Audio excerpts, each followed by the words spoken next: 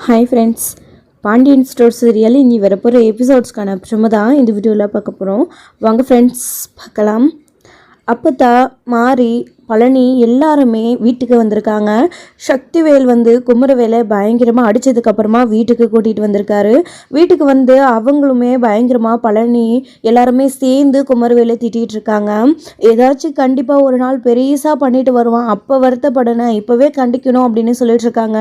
டே பழனி, நான் ஒன்றும் அவனை கண்டிக்காமல் இல்லைடா, ஆத்திரம் தீர்ற வரைக்கும் அவனை திட்டி அடித்து அதுக்கப்புறம் தான் இங்கே கூட்டிகிட்டு வந்திருக்கேன். இப்போ தானே சொன்னேன், ஏன்டா புரிஞ்சிக்க மாட்டேன்றீங்க? ஆமாம், அண்ணன் எப்படி இருக்காரு? அண்ணன் கூட யார் இருக்கா? நீங்கள் எல்லோரும் வந்துட்டீங்க அப்படின்றாங்க. அதெல்லாம் அண்ணி கூட தான் இருக்குண்ணே, நீ உடனே பேச்சை மாற்றாதண்ணே, இவனுக்கு புத்திமதி சொல்கிற வழியை பாரு அப்படின்னு ஒருத்தர் எல்லாருமே குமரவேலை திட்டிட்டு தான் இருக்காங்க. நான் தெரியாமல் பண்ணிட்டேன் அப்படின்னு குமரவேல் சொல்ல வந்தாலும் என்னதான் இருந்தாலும் கூட பிறந்த அதாவது அவருடைய பெரியப்பா எப்படி அவனுக்கு மனசு வந்துச்சு தள்ளிவிட அப்படின்னு தான் எல்லாருமே கேட்டுட்ருக்காங்க. அம்மாச்சி எல்லாருமே நம்ம மன்னிச்சிடுங்கன்னு குமரவேலும் எவ்வளோ சொல்லியும் யாருமே கேட்குறதே கிடையாது. இங்கே சக்திவேல் அடுத்து, போதுமாடா போதுமா, இதுக்கு தானே ஆசைப்பட்டேன், உன்னை பெற்றதுக்கு எனக்கு எல்லார்கிட்டையும் நல்ல பேர் வாங்கி கொடுத்துட்டல, எனக்கு கூட தான்டா ஆத்திரம் இருக்குது, கோபம் இருக்குது, ஆனால் அந்த மாதிரி என்னைக்காச்சும் நான் நடந்திருக்கேன்டா, என் கூட பிறந்த அண்ணடா, என் கூட பிறந்த அண்ணன் அப்படின்னு இங்கே சக்திவேல் பேசிகிட்டு இருக்காங்க. அதுக்கப்புறம் பழனி இருந்துக்கிட்டு, ஆத்தா போதும் விட ஆத்தா, ஆத்திரம் தீர வரைக்கும் இவனை எல்லாருமே திட்டு தீச்சாச்சுல்ல, எதுக்கு தேவையில்லாமல் திரும்பவும் இவங்கிட்ட கத்திக்கிட்டு உங்கள் உடம்ப வருத்துக்கிறீங்க? இவெல்லாம் என்றைக்குமே திருந்த போகிறது கிடையாது. பேசி பேசி உங்கள் உடம்புக்கு ஏதாச்சும் ஆயின போகுது. நல்ல வேலை இந்த மாதிரி டைமில் சுகன்யா இங்கே இல்லை, அவள் அம்மா வீட்டுக்கு போயிருக்கா. அவளும் இங்கே இருந்திருந்தாள்னா அவ்வளோதான், இவன் பண்ணுறதெல்லாம் பார்த்து அவளுக்கு பயத்திலே ஏதாச்சும் ஒன்று ஆயிருக்கும் அப்படின்னு பழனி சொல்லிட்டுருக்காரு. இங்கே பாருங்கள் குழந்தனாரு, வேணாம் ப்ளீஸ், போதும் விட்டுருங்க அவனை ஆத்தத்திலே தீர வரைக்கும் எல்லாருமே திட்டியாச்சு இல்லை, இவனை ஏன் தான் பெத்தோன்ற அளவுக்கு வருத்தப்பட வச்சுட்டான் அப்படின்னு மாறியுமே அழுதுட்டு இருக்காங்க. அதுக்கப்புறம் பழனி இருந்துக்கிட்டு, ஆத்தா விட ஆத்தா, என்னதான் இருந்தாலும் பெத்தவங்க முன்னாடி பிள்ளைய திட்டுறது ஒரு மாதிரி அவங்களுக்கு கஷ்டமாக இருக்கும், அதான் அவங்களே கண்டிக்கிற வரைக்கும் ரெண்டு பேருமே சேர்ந்து கண்டிச்சிட்டாங்கல்ல, இதுக்கு மேலே திருந்தனா அவனோட வாழ்க்கைக்கு நல்லது, இல்லைன்னா இப்படியே தான் அவன் இருக்கணும், வாழ்க்கையில் பின்னாடி அவன் நிறைய கஷ்டப்பட வேண்டியதாக இருக்கும், விடுங்க அப்படின்றாங்க. ஏண்டா பழனி, நீ விடுவடா, நீ திட்டுனா உன் அண்ணன் அண்ணியும் கோச்சிப்பாங்கன்னு நீ வேணா வருத்தப்படலாம், ஆனால் நான் எதுக்குடா வருத்தப்படணும்? இவனை திட்டுறதுக்கே எனக்கு எல்லா உரிமையும் இருக்குது, திட்டக்கூடாதுன்னு சொல்லிவிடுவானா இவன், அப்படியே பல்ல பேத்து கையில் கொடுத்துருவேன், 3 பேரையும் பெத்தவடானா எனக்கு எல்லா உரிமையும் இருக்குடா கேட்கறதுக்கு. சக்திவேலை என் பிள்ளைன்ற மாதிரி முத்துவேலை என் பிள்ளைடா, அவனுக்கு ஏதாச்சும் ஒன்று ஆயிருந்தா அப்புறம் மொத்த பழியும் கதிர் மேலே தானே போயிருக்கோம், அது காலத்துக்கும் நம்மளை வருத்தப்பட வச்சுருக்கோம், வேதனைப்பட வச்சுருக்கோம். அவன் மட்டும் உண்மையை சொல்லாமல் ஏதாச்சும் ஒன்று கிடக்க ஒன்று ஆயிருந்தா பழி கதிர் மேலே விழுந்திருக்கும். பாவம், தப்பே பண்ணாமல் உண்மையும் சொல்லாத கதிர் பழியை சுமந்துட்டு இருந்திருப்பான். இவன் பழியை தூக்கி கதிர் மேலே போட்டுட்டு இவன் நிம்மதியாக இருந்திருப்பான். இவனால் நிம்மதியாக இருந்திருக்க முடியுமா? ஆமாம், இவன் இருப்பான் அப்படின்ற மாதிரி தான் அப்போ தான் சொல்லிட்டு இருக்கோம். ஏன் அப்போ தான் அப்படியெல்லாம் சொல்கிறீங்க அப்படின்னு. டே, இதுக்கு மேலே ஒரு வார்த்தை கூட நீ யார்கிட்டையுமே பேசாதடா, நீ பண்ணது தப்பு, இதுக்கு யார்கிட்டையுமே என்றைக்குமே உனக்கு மன்னிப்பு கிடையாது, முதல்ல எங்கேருந்து போ, கண்ணுக்கு மறவா அப்படின்றாங்க. ஏங்க எதுக்குங்க இன்னும் இவனை இங்கிருந்து கண்ணுக்கு மறவா எங்கேயாச்சும் போகணும் வாயில் சொல்லிக்கிட்டு இவனை எங்கேயாச்சும் முதல்ல கொஞ்ச நாள் வெளியில் அனுப்பி வைங்க அப்படின்றாங்க அவங்களுடைய அம்மா. என்னடி சொல்கிற நீ அப்படின்னு. ஆமாங்க, பின்ன இங்கேருந்து உங்கள் கூடவே பிஸ்னஸை பார்த்துக்கிறேன், அது செய்கிறேன், மில்லை பார்த்துக்கிறேன்னு ஃபைனான்ஸ் ஆஃபீஸ் பார்த்துக்கிறேன்னு சொல்லிட்டு தேவையில்லாமல் இந்த மாதிரி கெட்டு போயிட்டே இருக்கான். முதல்ல இவனை இங்கே இல்லாமல் எங்கேயாச்சும் வெளியில் வேலைக்கு போட்டோம் அனுப்பி வைங்க அப்படின்றாங்க. இந்த ஊர் பக்கமே அவன் வரக்கூடாது, எங்கேயாச்சும் தூரமாக அனுப்பி வைங்க, நம்மளா கூப்பிட வரைக்கும் இந்த பக்கம் வரக்கூடாது, அப்படி இல்லைன்னா நாம் மொத்தமாக எல்லாச்சும் குடும்பமாக எங்கேயாச்சும் போயிடலாம் அப்படின்னு மாறி சொல்கிறாங்க. இது கேட்டு அவரோட வீட்டுக்காரருக்கு எல்லாருக்குமே, குமரவேலுக்கு, அப்பத்தாவுக்கு, பழனிக்கு எல்லாருக்கும் அதிர்ச்சியாக இருக்குது. அண்ணி என்ன அண்ணி சொல்கிறீங்க நீங்கள் அப்படின்னு. வேறு என்ன பண்ணுறது கொழுந்தனாரே, இப்படிப்பட்ட ஒருத்தனை பொள்ளியாக பேத்துக்கிட்டு நாங்கள் 2 பேரும் கஷ்டப்படுறத விட கண்ணுக்கு மறவா எங்கேயாச்சும் போய் இருந்துடுறோம், தெய்வத்துக்கு தெய்வமாக இருந்த அவரை ஏதாச்சும் ஒன்று கிடக்க ஒன்று ஆயிருந்து அவர் ஏதாச்சும் இவன் பண்ணியிருந்தான்னா என்ன ஆகுறது? இந்த வீடே நில கொழிஞ்சு போயிருக்கோம். அவரை போய் கொலை பண்ண இவனுக்கு எப்படி மனசு வந்துச்சு? இவன் பிடிச்சி தள்ளி விட்டுட்டு கதிர் தான் சொத்துக்காக கொலை பண்ண பார்த்தான்னு சொல்லியிருக்கான் பாரு.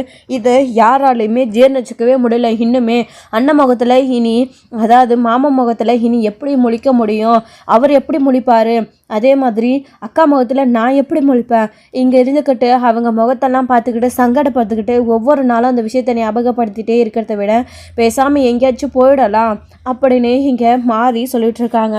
உடனே அப்பத்தா இருந்துக்கிட்டு, ஏண்டி நீ எதுக்கிட்டே வீட்டை விட்டு போகணும்? நீ முதல்ல சொன்ன பார்த்தியா, அந்த மாதிரி இவனை எங்கேயாச்சும் கொஞ்ச நாள் வெளியில் அனுப்பி வைங்க.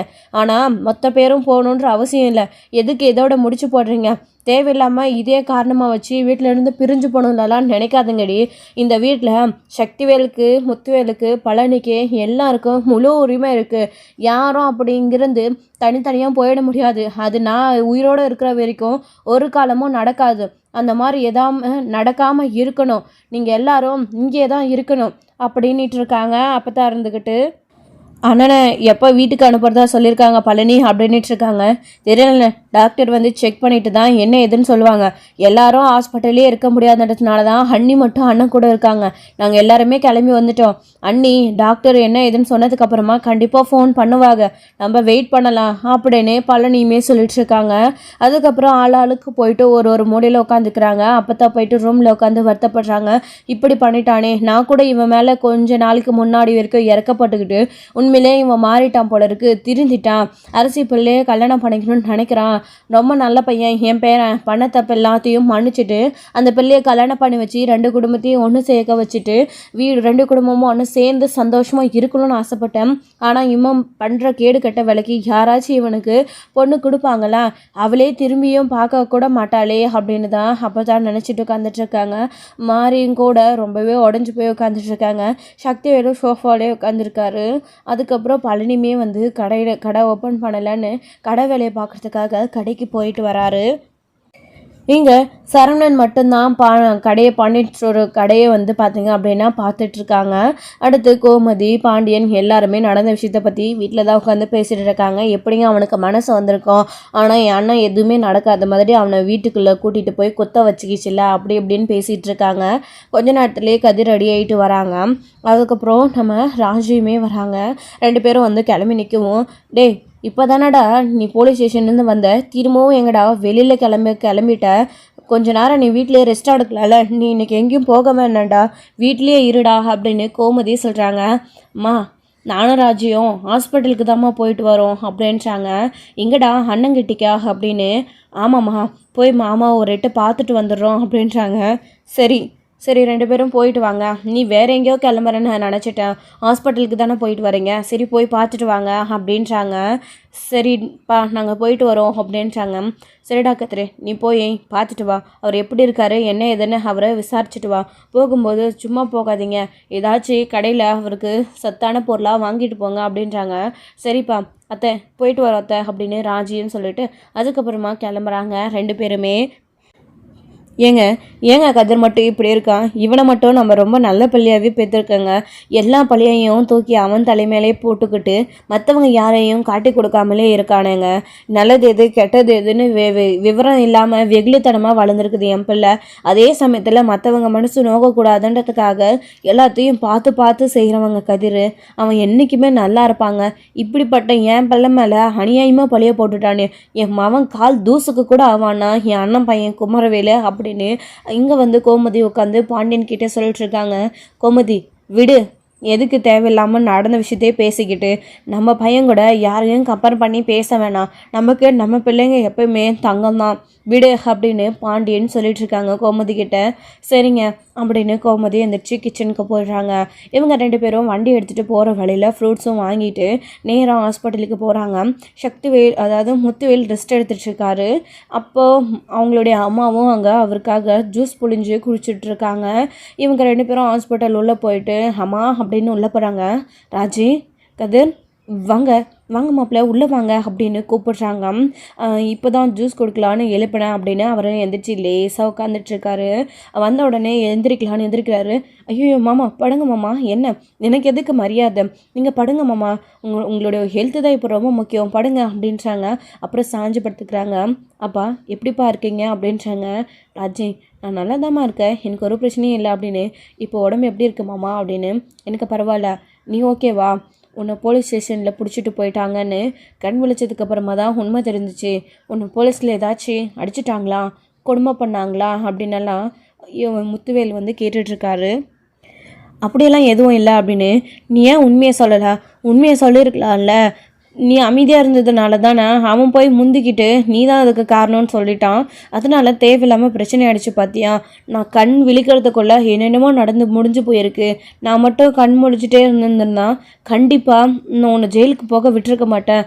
என் தம்பி ஏதோ என் மேலே இருக்கிற பாசத்தில் அப்படி பண்ணிட்டான், என்னை மன்னிச்சுடு அப்படின்றாங்க. ஐயோ என்னப்பா நீங்களாம் போய் கதிர்கிட்ட மன்னிப்பு கேட்டுட்டு அப்படின்னு ராஜும் கேட்கவும் அதே வார்த்தையை தான் கதிரும் கேட்குறாங்க. என்னமாம்மா நீங்கள் போய் என்கிட்ட மன்னிப்பு கேட்டுட்டு அப்படின்னு. புரிஞ்சதுனால தான் நான் எல்லாத்தையும் பொறுத்துக்கிட்டு பொறுமையாக இருந்தேன். எப்படியும் நீங்கள் உண்மையை சொல்வீங்கன்னு எனக்கு தெரியும். அதே சமயத்தில் நான் அப்போ வந்து உண்மையை சொல்லியிருந்தேன் அப்படின்னா இந்நேரம் குமரவேல் ஜெயிலுக்கு போயிருப்பான். அதே சமயத்தில் உங்கள் தம்பிக்கும் கோபம் அதிகமாக இருக்கும். என் மேலே இருக்கிற பாசத்தில் நீங்கள் அவன் மேலே பழிய போட்டுட்டீங்க. அவருடைய பையன் ஜெயிலுக்கு போயிட்டான்னு தேவையில்லாமல் நிறைய பிரச்சனைகள் வந்திருக்கும். இதனால் உங்கள் உடம்புக்கும் பிரச்சனை ஆயிருக்கும். இதெல்லாத்தையும் யோசிச்சு தான் நான் அமைதியாகவே இருந்தேன். விடுங்க, ஏதோ நடந்து முடிஞ்சு போச்சு, இதுக்கு மேலே எதையும் பேச வேணாம் அப்படின்றாங்க. உங்களுக்கு உண்மையிலே ரொம்ப பெரிய மனசு தான். இவர் கொஞ்ச நாள் உங்கள் கூட ஆப்ரேஷன் வரைக்கும் சென்னையில் இருந்துட்டு வந்து உங்களை பற்றி சொன்னப்போ கூட நான் மனசுக்குள்ளே பரவாயில்ல ஏதோ நல்லவராக இருக்காருன்னு தான் நினச்சிட்டு இருந்தேன். ஆனால் இப்போ நேரில் நீங்கள் சொல்கிறதெல்லாம் பார்க்கும்போது உண்மையிலே எனக்கு ரொம்ப பெருமையாக இருக்குது. எங்கள் பொண்ணு உங்களை கல்யாணம் பண்ணிக்கிட்டு ரொம்ப சந்தோஷமாக வாழ்ந்துட்டுருக்கா அப்படின்றத இப்போ நாங்கள் புரிஞ்சுக்கிட்டோம் அப்படின்னு இங்கே வடிவும் சொல்லிகிட்ருக்காங்க. இதில் ஃப்ரூட்ஸ் எல்லாம் இருக்குமா, அப்பாவுக்கு வச்சு கொடுமா அப்படின்றாங்க. டாக்டர் என்ன சொன்னாங்க, அப்புறம் டாக்டர் எப்போ அனுப்புகிறேன்னு சொல்லியிருக்காங்க அப்படின்னலாம் கதிர் விசாரிச்சுட்டு இருக்காங்க. இன்னும் டாக்டர் வந்து செக் பண்ணிவிட்டு சொல்கிறதா சொல்லியிருக்காங்கன்னு பேசிட்டு உட்காந்துட்டு இருக்கும்போது கரெக்டாக டாக்டர் வராங்க. வந்து செக் பண்ணி பார்க்குறாங்க. செக் பண்ணிவிட்டு ஓகே பரவாயில்ல, நார்மல் ஆகிடுச்சு, இன்றைக்கி ஈவினிங் டிஸ்சார்ஜ் பண்ணிக்கலாம் அப்படின்னு சொல்கிறாங்க. டாக்டர் இவரோட உடம்புக்கு வேறு எதுவும் பிரச்சனை இல்லைல்ல அப்படின்றாங்க. அதெல்லாம் எதுவும் இல்லை அப்படின்னு சொல்லிட்டு அவர் இன்றைக்கி ஈவினிங் டிஸ்சார்ஜ் ஆகிக்கலாம், கொடுக்குற மெடிசனை மட்டும் கரெக்டாக எடுத்துக்கோங்கன்னு சொல்லிட்டு கிளம்பிடுச்சாரு. அதுக்கப்புறமா இங்கே கதிர் வந்துட்டு உட்காந்துட்ருக்கோம். டாக்டர் போன உடனே நான் டாக்டர்கிட்ட போய் பேசிட்டு வரேன் ராஜே, நீ அப்பா கூட இருன்னு சொல்லிட்டு கதிரும் பின்னாடியே போகிறாங்க. பார்த்தீங்களாம்மா, டாக்டர் நம்ம கண் முன்னாடி தான் அப்பாவுக்கு எதுவும் இல்லை, மாத்திரை டேப்லெட் கரெக்டாக எடுத்துக்கிட்டா போதும்னு சொல்லிட்டு போகிறாரு, ஈவினிங்காக டிஸ்சார்ஜ் ஆகிக்கலான்னு. ஆனால் கதிர் பின்னாடியே திரும்பவும் டாக்டர்கிட்ட வேறு எதுவும் பிரச்சனை இல்லையா என்ன ஏதுன்னு கேட்டுட்டு வரதுக்காக தான் போகிறான். கண்டிப்பாக எனக்கு தெரியும், அதுக்காக தான் போகிறான். பார்த்தீங்களாம்மா அப்பாவை மேலே அவனுக்கு எவ்வளோ பாசம்னு சொல்லிட்டு. அப்படிப்பட்ட என் கதிர் மேலே எப்படிம்மா அவனுக்கு பழி போட வந்துச்சு? அவன்லாம் மனுஷனா இல்லை வேறு எதாம்மா? தப்புக்கு மேலே தப்புக்கு பண்ணிகிட்டே போகிறான். திருந்தணுன்ற எண்ணமே அவனுக்கு கிடையாதா? தெரியாமல் தள்ளிட்டா கூட ஏதோ அப்படின்னு அமைதியாக விட்டுருந்தா கூட இந்த பிரச்சனை இந்த அளவுக்கு ஆயிருக்காரு. தேவையில்லாமல் கதிர் தான் பண்ணான்னு கதிர் மேலேயே பழிய போட்டு ஜெயிலுக்கெல்லாம் போக வச்சுட்டானேம்மா அப்படின்னு இங்கே ராஜி சொல்லிட்டுருக்காங்க. நான் இன்னும் அவனை பார்க்கல, நான் அவனை பார்த்ததுக்கப்புறமா அவன்கிட்ட நான் பேசிக்கிறேன் அப்படின்னு வடிவும் சொல்லிட்டுருக்காங்க. ராஜி விடுமா, அவன் எதுவும் தெரியாமல் தான் தள்ளிட்டான் அப்படின்றாங்க. அப்பா நீங்கள் அண்ணன் மேலே விட்டு கொடுத்து பாசமாக பேசுகிறீங்கப்பா. ஏன்னா என்னையும் அவனையும் வேறையாக நினைக்கல, நீங்கள் ரெண்டு பேரையும் ஒன்றா தான் வளர்த்தீங்க. அப்படி இருந்து உங்களை தள்ளிவிட எப்படிப்பா அவனுக்கு மனசு இருந்துச்சு? அப்பாவை போய் தள்ளிவிட அவனுக்கு எப்படி தான் மனசு வந்துச்சோ? கதிர் இடத்துல இந்நேரம் நான் இருந்தேன், அவனை கண்டிப்பாக மாற்றி விட்டுருப்பேன், ஏதாச்சும் ஒன்று பண்ணியிருப்பேன். இனி அவனை நான் அண்ணனே கூப்பிட போகிறது கிடையாது, இனி எனக்கும் அவனுக்கு எந்த சம்மந்தமும் கிடையாது, நான் சொல்லிட்டேன் அப்படின்னு ராஜி சொல்லிட்டுருக்காங்க. விடுமா ராஜே அப்படின்னு எல்லாருமே வீட்டில் சித்தப்பா அவரை கூட்டிகிட்டு வந்ததுக்கப்புறமா தேவையில்லாமல் பிரச்சனை தான் வந்துச்சு. அத்தையும் அடிச்சிட்டாங்க குமரவேலை, எல்லாருமே சண்டை போட்டாங்க. அதுக்கப்புறம் சித்தப்பா அவரை உள்ளே கூட்டிகிட்டு போயிட்டாரு. பழனி சித்தப்பா. அதுக்கப்புறம் எல்லாருமே அங்கே வந்தாட்டுங்குது, சித்தி எல்லாருமே. அப்பத்தா கூட வந்து சண்டை போட்டுருந்தாங்க போல இருக்கு, சத்தம் கேட்டுச்சுமா, எல்லாருமே திட்டிட்டு தான் இருந்தாங்க, குமரவேல் வீட்டில் தான் இருக்கான் அப்படின்ற மாதிரி ராஜி சொல்லிட்டு இருக்காங்க. வீட்டில் தான் இருக்கானா, அவனுக்கு போய் பார்த்துக்கிறேன்னு அவங்க அம்மா சொல்லிட்டு இருக்காங்க. இங்கே பாருங்க, யாரும் தேவையில்லாமல் அவங்ககிட்ட சண்டை போட வேண்டாம், அதான் எனக்கு எதுவும் ஆகலைல்ல, நான் நல்லா தானே இருக்கேன், எதுக்கு தேவையில்லாமல் பிரச்சனை, விடுங்க அப்படின்னு இங்கே முத்துவேல் சொல்லிட்டு இருக்காரு. அப்புறம் கதிர் போயிட்டு டாக்டர்கிட்ட, டாக்டர் உங்ககிட்ட நான் அவருக்கு என்ன பிரச்சனை எடுத்த ஏற்கனவே தெளிவாக சொல்லியிருந்தேன்ல, அதுக்கும் இதுக்கும் இப்போ எந்த பிரச்சனையும் இல்லைல்ல, எல்லாமே ஓகே தானே, நார்மல் தானே, இல்லை வேறு ஏதாச்சும் அவருக்கு பிரச்சனை இருக்கா, அடிப்பட்டதுனால ஆப்ரேஷன் பண்ணதுனால அப்படின்ட்டாங்க. அதில் எதுவும் கிடையாது அப்படின்னு. அப்போ டேப்லெட்லாம் கரெக்டாக நீங்கள் அதுக்கு சாப்பிட்ற மாதிரியே மென்ஷன் பண்ணி கொடுத்துருங்க டாக்டர், மற்றது எல்லாத்தையும் அவர் பார்த்துப்பாரு அப்படின்ட்டாங்க. சரி ஓகே பர்ஃபெக்டே, அவர் இப்போதைக்கு ஆல்ரைட் தான் இருக்காங்க, இவனுக்கு ஈவினிங் டிஸ்சார்ஜ் கொடுத்துக்கலாம். ஆனால் என்ன ஒன்று, அவருக்கு ஃபுல் ரெஸ்ட்டு தேவை, எதையும் டென்ஷன் ஆகிற மாதிரி அவர் முன்னாடி செய்யாதீங்க, அவர் ரொம்ப ப்ரெஷர் பண்ணாதீங்க, அப்புறம் அதிக பிபி ஆகிடும், அவருக்கு தான் அது ப்ராப்ளம் ஆகிடும். இப்போ முன்ன இருந்ததை விட இப்போ அவரோட ஹெல்த் கண்டிஷன் ரொம்ப மோசமாக இருக்குது, அவர் கொஞ்சம் நல்லா ரெஸ்ட் எடுக்கணும் கொஞ்ச நாளைக்கு, அப்புறம் எல்லாமே நார்மலாகிடும் அப்படின்றாங்க. ஓகே டாக்டர், மற்றதெல்லாம் நான் பார்த்துக்கிறேன், ரொம்ப தேங்க்ஸ் டாக்டர் அப்படின்னு நான் கதிர் வந்து பேசிட்டு அதுக்கப்புறமா இங்கே முத்துவேல்கிட்ட வராங்க. எனக்கு கதிர் என்ன சொன்னாங்க டாக்டர் அப்படின்னு ராஜு கேட்குறாங்க. ஒன்றும் இல்லை, அவர் இப்போதைக்கு ஓகேவாக தான் இருக்கார், என்ன ஏற்கனவே ஆப்ரேஷன் பண்ணியிருந்ததுனால உடனே இப்படி ப்ராப்ளம் ஆனதுனால நல்லா ரெஸ்ட் எடுக்கணும்னு டாக்டர் சொல்லியிருக்காரு, அது மட்டும் இல்லாமல் கொடுக்குற டேப்லெட்லாம் கரெக்டாக எடுத்துக்கணும், அதோடு சேர்த்து நல்லா சத்தான சாப்பாடு சாப்பிடணும், அவருக்கு டென்ஷன் ஆகிற விஷயம் எதுவுமே அவர் கண் முன்னாடி நடக்கக்கூடாது, அவரை அதிகமாக பிபி ஏற்றிடாமல் ப்ரெஷர் எடுத்துக்காமல் அவரை ரிலாக்ஸாக நிம்மதியாக டாக்டர் ரெஸ்ட் எடுக்க சொல்லியிருக்காங்க. இதை மட்டும் ரெகுலராக ஃபாலோ பண்ணிங்கன்னா அவருடைய உடம்பு நல்லா ஆகிடும்னு டாக்டர் சொல்லியிருக்காங்க அப்படின்றாங்க. சரி நான் பார்த்துக்கிறேன் மாப்பிள்ள அப்படின்னு அவங்களுடைய அம்மா சொல்லிகிட்டு இருக்காங்க, ராஜோடைய அம்மா. சரி கதிர் கிளம்பலாமா அப்படின்னு, நீ வேணா வீட்டுக்கு போ ராஜே, நான் அவர் கூட இருந்துட்டு ஈவினிங் டிஸ்சார்ஜ் பண்ணதுக்கப்புறமா வீட்டுக்கு வரேன் அப்படின்றாங்க. அதெல்லாம் ஒன்றும் வேண்டாம், அவர் ஹாஸ்பிட்டலில் கூட்டிகிட்டு வந்து இவ்வளோ தூரம் சேர்த்து அவருக்காக ஜெயிலுக்கெல்லாம் போய் வந்தது ரொம்ப பெரிய விஷயம், உங்களுக்கு எப்படி நன்றி சொல்கிறதுனே தெரியல, நீங்கள் நிறைய உதவி எங்களுக்காக பண்ணியிருக்கீங்க, இது வரைக்கும் போதும், நீங்கள் வீட்டுக்கு கிளம்புங்க, நான் பார்த்துக்கிறேன் அப்படின்னு வடிவு சொல்லிகிட்ருக்காங்க. அம்மா என்னம்மா நீ பெரிய பெரிய வார்த்தையெல்லாம் சொல்லிகிட்ருக்க, கதிரும் அப்பாவுக்கு இன்னொரு பிள்ளை மாதிரி தானம்மா, அவரும் பிள்ளைதாம்மா, என்னை கதிர் அப்படி தான் நல்லபடியாக பார்த்துக்கிறாரு, ஒரு அப்பாவுக்கு செய்ய வேண்டிய கடமையை தானே கதிர் செஞ்சுருக்கான், அவர் மாப்பிள்ளை கிடையாதுன்னு ராஜியும் சொல்லவும் இது உண்மை தான் அப்படின்ற மாதிரி தான் முத்துவேலும் சொல்லிட்டு இருக்காரு. இதோட இந்த எபிசோடு வந்து முடிச்சிருக்காங்க. அடுத்தடுத்த எபிசோடில் என்ன நடக்க போதுன்றதை வெயிட் பண்ணி பார்க்கலாம்.